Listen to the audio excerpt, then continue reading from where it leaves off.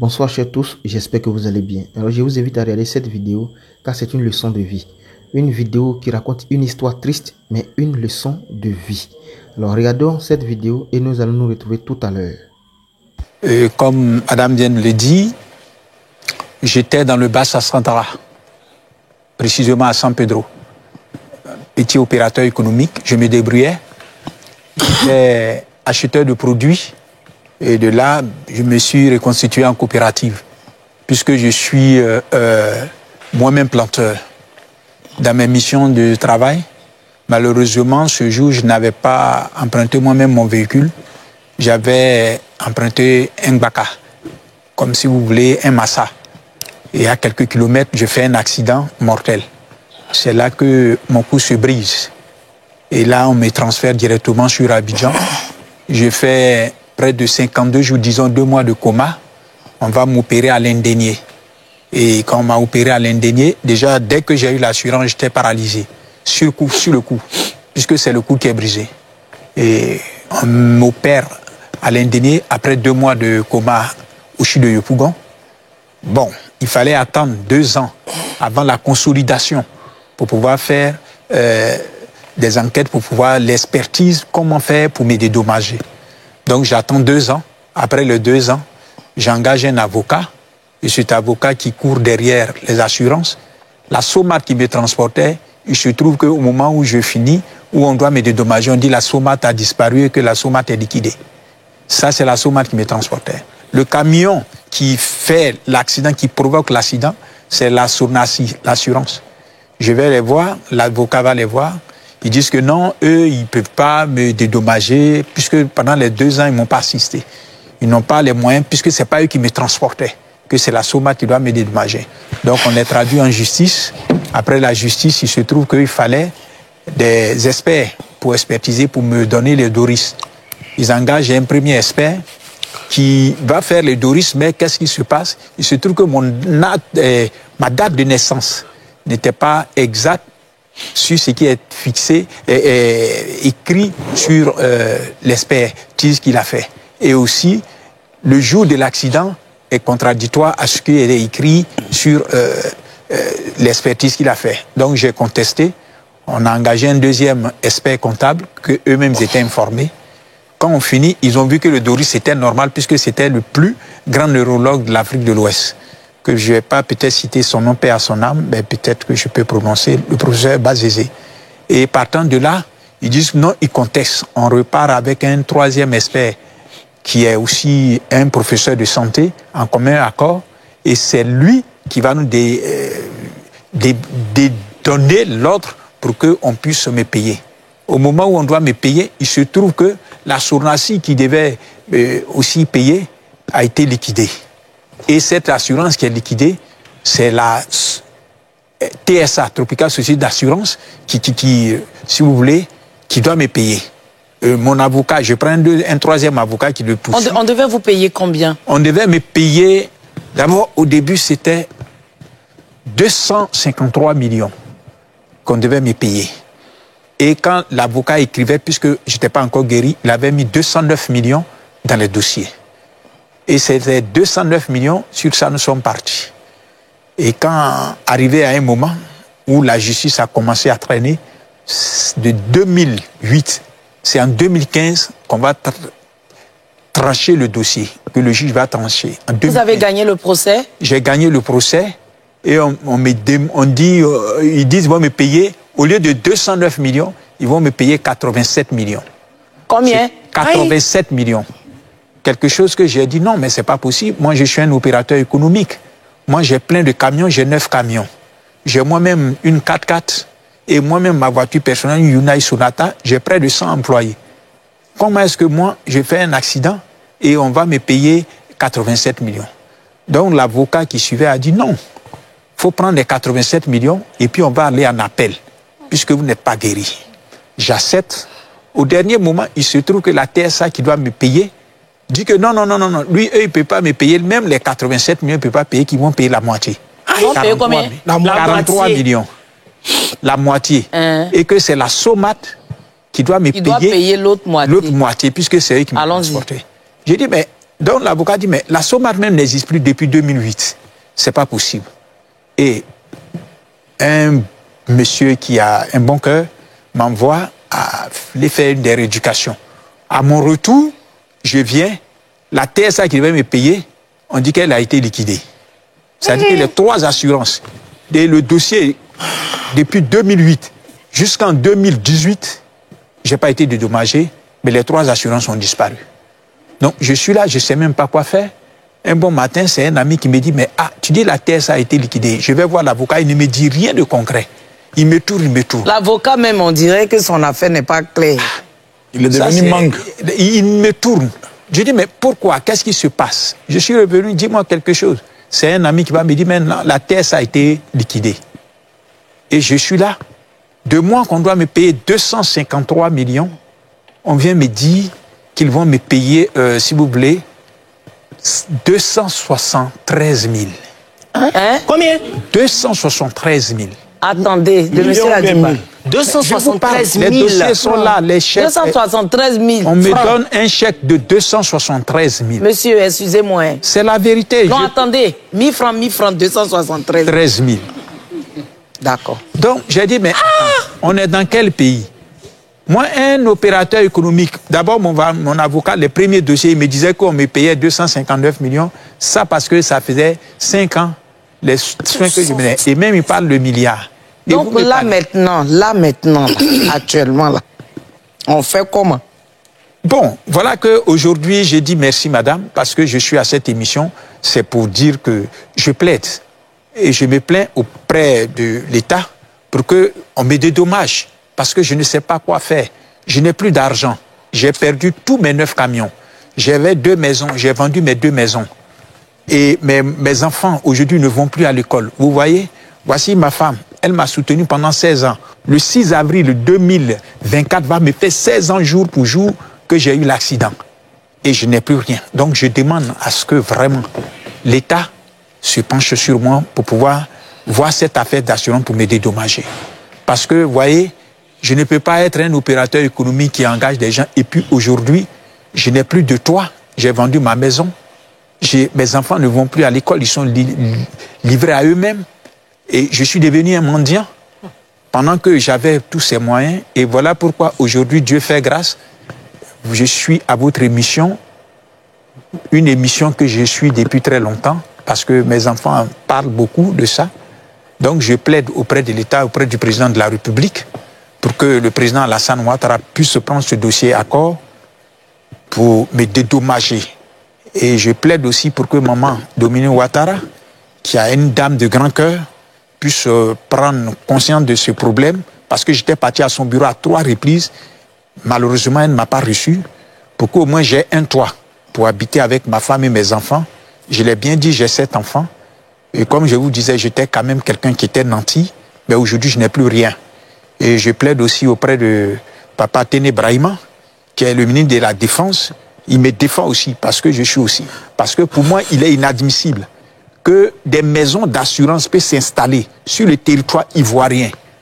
Pendant des années, ils payent des impôts, ils payent des taxes, ils ont fait des déclarations.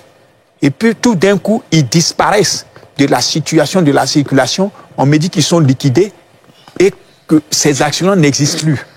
C'est que c'est du faux. Parce que c'est impossible. Donc, il faut qu'on trouve une solution à cela. Soit désormais, c'est le trésor public qui peut me payer, ou je ne sais comment, mais il faut qu'on me dédommage. Donc, voilà, et que je plaide auprès du peuple ivoirien pour que ceux qui sont de bonne foi, de bon cœur, aussi des personnes nanties, puissent m'aider à reprendre ma rééducation parce que je suis malade. Chaque mois, je dois faire des examens. Et là, je n'ai même plus de... Vous avez des séquelles, donc vous continuez encore... Voilà, j'ai des séquelles. Là, je dois faire des bilans. Et chaque mois, je dois payer des médicaments de nerfs. Donc, je suis vraiment très souffre. À bout de souffle. À bout de souffle.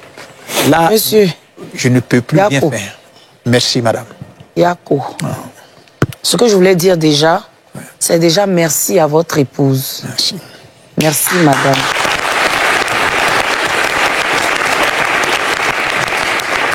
Parce que comme on dit, M. Conan était nanti.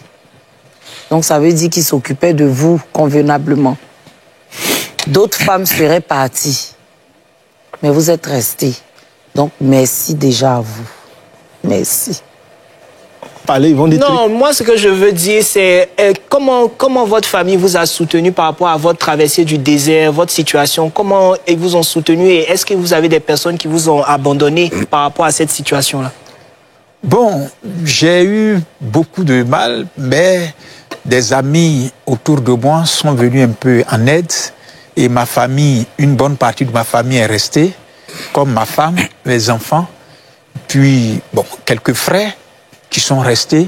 Mais vous savez, nous sommes en Afrique, ils sont épuisés parce qu'ils ont pensé en un début que c'est quelque chose qui allait se passer en 1 an, 2 ans, 3 ans. Il y a d'autres même qui comptaient sur l'argent là aussi. Voilà, et voilà que après 5 ans, il y en a qui sont partis 10 ans, ont abandonné. Et puis, ils comptaient sur l'argent. Ah, c'est ça que j'étais en train de dire. Que j'allais on a entendu 250 millions. On va s'asseoir à côté de toi. On va dépenser un peu. 1 an, 2 ans, 3 ans, l'argent ne vient pas. Si on peut te masser, tout ça, on va faire. Donc, ils sont partis aussi. En tout cas, ils ont bien fait de partir parce que l'argent là va tomber. L'argent là va tomber. Amen. Donc, ceux qui devaient partir sont partis. Prenons votre mot de fin.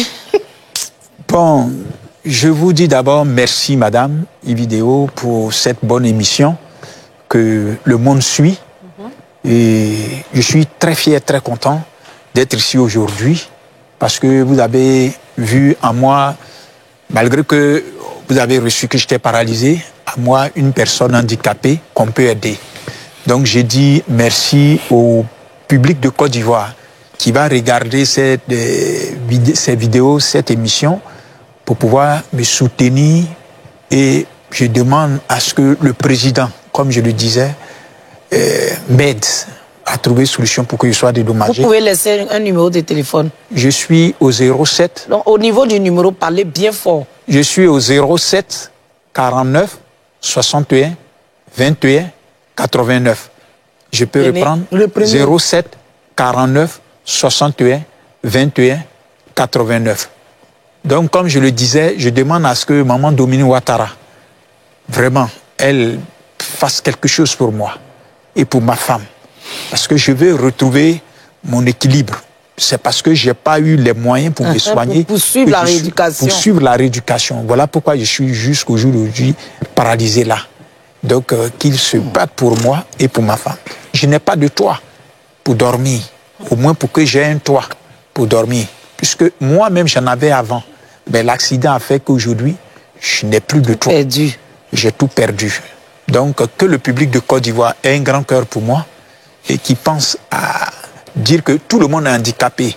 C'est ça. Ce que je suis dedans, je le plaide aussi pour les hommes de la Côte d'Ivoire, pour le peuple de la Côte d'Ivoire. Parce que mon cas, je suis aujourd'hui là, mais il y a beaucoup de personnes qui sont dans le même cas que moi. C'est ça. Ils ont perdu leur femme, ils n'ont pas été dédommagés. Les femmes ont perdu leur mari, elles sont veuves, n'ont pas été dédommagées. Il y a des enfants qui ont perdu papa et maman dans des accidents et ces enfants sont orphelins, qui n'ont même pas été dédommagés parce que ces assurances les ont bernés. C'est ça. Donc ils peuvent berner tout le monde. N'importe qui peut berner. Il faut que ça s'arrête. Oui, que ça s'arrête. Et pour dire, si le ministre Téné Brahima peut m'aider aussi, qu'il fasse quelque chose. Et si vous voulez, pour clore, je voudrais m'adresser au président de l'Assemblée nationale, qu'il y ait une nouvelle loi pour les citoyens que nous sommes, pour que désormais les assurances qui viennent s'installer dans d'autres pays donnent des cautions correctes, qui payent des droits réels pour être déversés ça au trésor public, pour que désormais on ne s'adresse plus aux assurances, mais au moins qu'on puisse s'adresser au trésor public si ces assurances n'existent plus, parce qu'on souffre. Vous voyez, aujourd'hui, c'est parce que vous avez un grand cœur, madame. C'est parce que vous avez pensé que je suis en train de passer à cette émission. J'ai rêvé durant des années, plus de 7 ans, passer sur une chaîne télévision, de télé pour pouvoir m'exprimer. Mais c'est vous, aujourd'hui, qui faites que je suis là. C'est vous qui faites que je vous dis merci la NCI, la chaîne qui est vraiment suivie. Merci. Donc voilà. Je voulais vous demander aussi, Quel est le message que vous pouvez dire à votre épouse aujourd'hui devant toute la nation ivoirienne? Vraiment, je ne sais pas quoi dire à ma femme.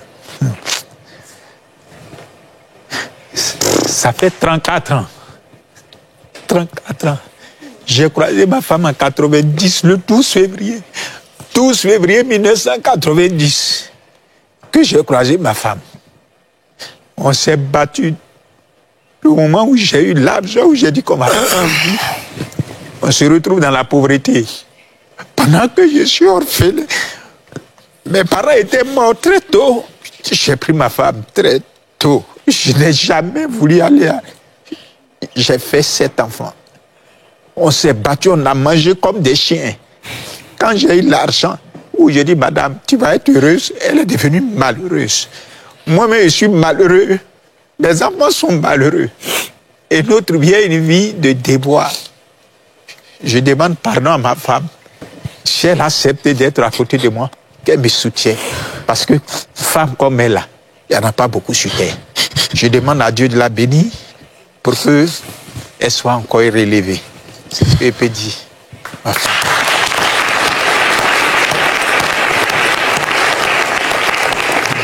Maintenant, c'est un cri de cœur. Hein. Je pense que tout le monde ici se joint à moi pour passer l'appel à ces autorités-là qui vont regarder cette émission pour essayer de se pencher sur le cas de M. Konan. C'est vrai. Beaucoup de personnes ont besoin d'aide. Mais je pense que tout est grâce. Si ce monsieur-là a pu arriver ici, c'est parce que Dieu a permis. Donc j'espère que son histoire va toucher quelqu'un et pouvoir l'aider, aider sa femme et aider ses enfants. On sait que les Ivoiriens sont très solidaires. C'est pas un malfrat, c'est pas quelqu'un qui faisait les mauvaises choses. C'est un opérateur économique, c'est quelqu'un qui travaillait, qui avait ses employés, qui payait ses impôts, qui était en règle. Et malheureusement, il a eu un accident et aujourd'hui, il est réduit à ça. Je pense que si les assurances avaient fait leur travail, on n'en serait pas là. Peut-être qu'il serait à mobilité réduite, mais au moins, il allait vivre sainement, n'est-ce pas? Voilà. C'est ça, madame. Mais aujourd'hui, il est obligé de venir s'asseoir à un plateau télé. Les hommes qui sont fiers d'eux comme ça, là, le monsieur est obligé de venir se rabaisser comme ça pour lancer un appel à la télé parce qu'il ne sait plus vers qui se tourner. Il met sa dignité de côté à cause de ses enfants et de sa femme. Je pense à ces autorités qui vont regarder, même si ce n'est pas une autorité, que c'est quelqu'un qui a assez de moyens pour pouvoir aider. On est toujours dans le temps de pénitence. On vient de fêter la Pâque. On est encore dans le moment de jeûne musulman. Je demande à une âme généreuse de pouvoir aider cette famille-là qui est en détresse. Et pourquoi pas retrouver, je demande à l'État de retrouver ces assurances-là. Parce que ils ont cette facilité-là. Quand ils voient qu'une affaire tombe sur leur tête en même temps, ils se vont dire que... Ils s'en lavent les mains. Ils ferment leur société en même temps. Ils ont fait faillite, ils disparaissent, ils s'en vont ouvrir d'autres sociétés. Les gens là ouvrent leur société avec leur nom. S'ils ont ouvert la société là avec Tantampion, qu'ils ont fermé, ils sont allés ouvrir ça avec Tantampia. On peut retrouver leur nom dans les nouvelles sociétés là. Ça peut pas partir comme ça. Pas continuer comme ça. Ça peut pas continuer comme ça. Et puis ils ne peuvent pas s'en sortir comme ça. Donc j'espère que les personnes qui s'occupent de régulariser, c'est pas les assurances. Si vous aimez ces gens de vidéos, n'oubliez pas de vous abonner, de liker, de partager et d'activer la cloche de notification. Celui-ci pense à nous faire du mal. C'est le cas de M. Botti qui a recueilli son neveu, orphelin de père et de mère, et qui l'a encadré, qui lui a donné la connaissance nécessaire. Aujourd'hui, ce dernier travaille. Et pour le remercier et le poignet dans le dos, en enceinte sa fille et sa femme. Alors, qu'est-ce